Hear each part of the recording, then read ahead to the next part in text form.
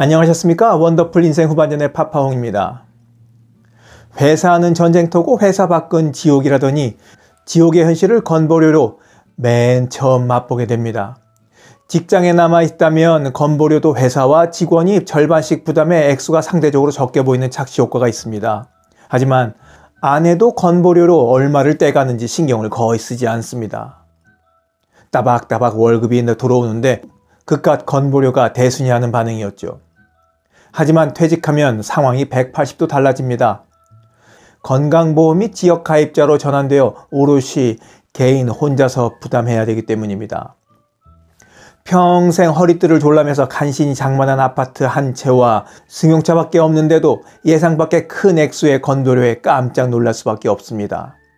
특히 남편 퇴직 후 안정된 노후를 꿈꿨던 아내 입장에서는 더욱 곤혹스럽죠.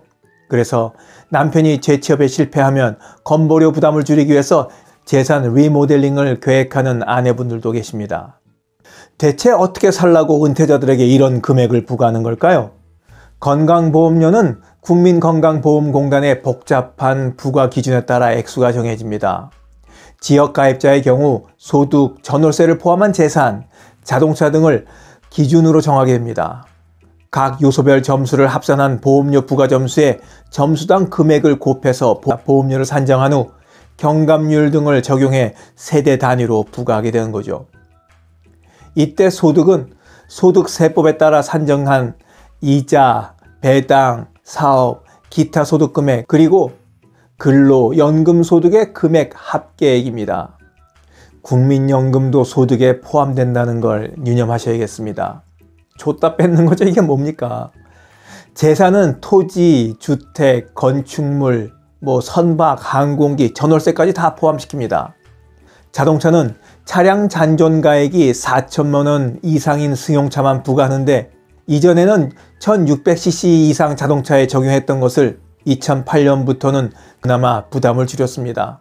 이에 따라 사용 연수 9년 미만이면서 차량 가액 4천만 원 이상인 자동차만 부과 대상입니다. 승합차, 화물차, 특수차는 제외되고요. 지역가입자에게 소득 외 재산, 자동차 그냥 싹싹 긁어모아 보험료를 매기게 되는 이유는 월급이 노출되는 유리지갑 직장가입자와 달리 소득 파악이 어렵기 때문이라고 합니다. 그래서 직장가입자는 소득만 가지고 건보료를 산정하지만 지역가입자는 소득 외 재산과 생활 수준을 반영해 건보료를 산정하는 겁니다. 그냥 자기들 업무 편하게 하자고 어처구니 없는 산정 방식을 꾸며낸 게 아닐까 화가 납니다.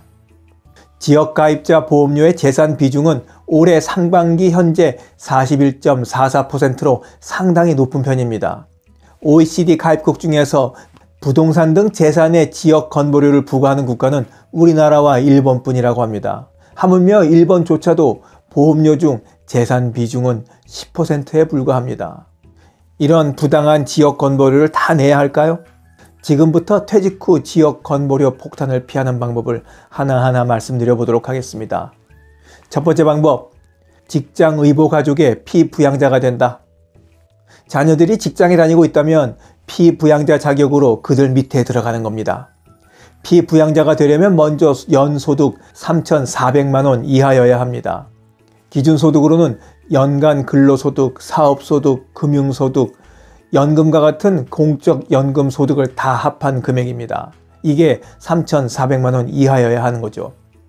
토지, 주택, 건물 등을 소유하고 있다면 재산 과표가 5억 4천만 원 이하이거나 재산 과표가 5억 초과하고 9억 원 이하인 그 사이에 있는 경우에는 연소득이 1,000만 원 이하여야 합니다.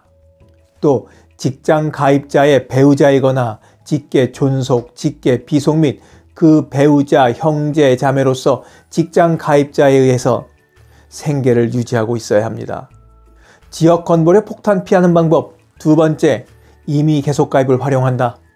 임의 계속 가입 제도는 직장 가입자가 퇴사 후에 지역 의보에 가입하기 전에 직장에서 내던 수준의 보험료를 계속 납부할 수 있도록 하는 제도입니다. 퇴직 이전 직장 가입자로서 자격을 유지하는 기간은 통상 1년 이상이어야 합니다. 최소한 직장을 1년 이상 다녔어야 되는 거죠. 퇴직자가 지역가입자가 된 이후 최초로 받을 지역보험료 고지서 납부 기한으로부터 2개월 이내 공단에 신청하면 됩니다. 이 기한을 넘기면 안 됩니다. 퇴직 이후 2개월 이내에 신청하라는 겁니다. 신청이 처리되면 이후에 36개월 동안 지역보험료 대신 임의 계속 가입 보험료를 적용받을 수 있습니다. 무려 3년 동안 재산과 관계없이 퇴직 전 내던 것과 비슷한 금액의 보험료를 내게 됩니다. 이거 괜찮죠? 지역 건보료 폭탄 피하는 방법 세 번째, 연금 소득 비중을 높인다. 지역 가입자의 근로연금 소득은 다른 소득을 계산할 때와 달리 30%만 건보료 산정 기준에 포함됩니다. 2020년 말부터 2천만 원 이하의 임대소득도 건보료 산정에 포함되거든요. 건보료를 적게 내기 위해서는 임대료 같은 비중을 낮추고 연금과 근로소득의 비중을 높이는 게 좋습니다. 지역 건보료 폭탄 피하는 방법 네 번째, 섭섭하지만 소형차로 바꾼다. 9년 이상 노후차로 차량 잔존가액 4천만 원 미만이거나 배기량 1600cc 이하의 소형차는 건보료 산정 때 제외됩니다. 굳이 큰 차가 필요 없다면 보유 승용차 가액이 4천만 원 미만이면서 배기량 1600cc 이하로 줄이면 건보료 산출에 유리합니다. 지역 건보료 폭탄 피하는 방법 다섯 번째, 가장 확실한 방법입니다. 다시 직장 가입자가 된다. 보유 재산이 많은 경우 지역 건보료는 직장 가입 때보다 상당히 올라갈 수 있습니다. 지역 건보료 오르는 거 그런 거 보고 싶지 않으면 이런 거 저런 거 따질 필요 없이 다시 재취업해서 직장 가입자가 되면 됩니다. 그래서 요즘은 수입은 없는데 건보료가 부담스러워서 정년 퇴직 후 임금이 적더라도 그냥 직장 가입자가 되려는 사람들이 늘고 있습니다. 영상을 보신 모든 분들이 지역 건보료 폭탄 잘 피하시길 바라면서 오늘 이야기 마치도록 하겠습니다. 원더풀 인생 후반전의 파파홍이었습니다. 감사합니다.